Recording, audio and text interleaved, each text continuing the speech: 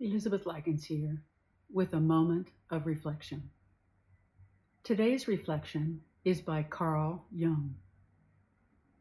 Who looks outside dreams. Who looks inside awakes. Now there is so much knowledge to be obtained in the world. It can be overwhelming, and there's so much that is available that it can be distracting and constantly leading us away from who we are and what we really want. We keep chasing the shiny object, and there's always a new shiny object to chase in today's world. When we look outside of ourselves and become stuck in our imagination, we're living in the future, a future that may never even happen the way that we see it.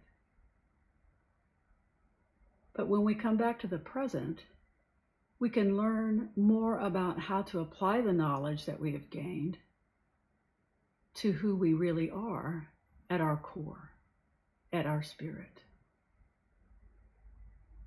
If we want to understand who we are in the grand scheme of things, we're not going to find that in knowledge and in learning outside of ourselves.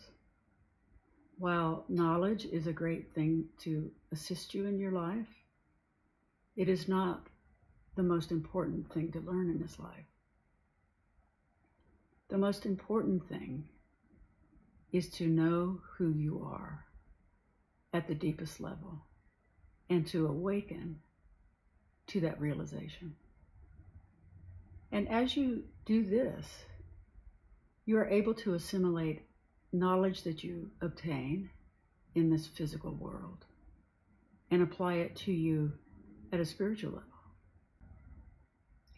Awakening has been taught by some to be some complicated process and something that you have to do with rigid rules to accomplish.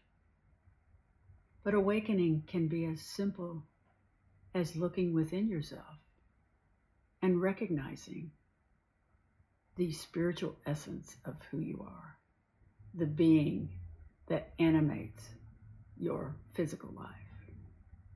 That is who we really are. And awakening is knowing that. Have a great day.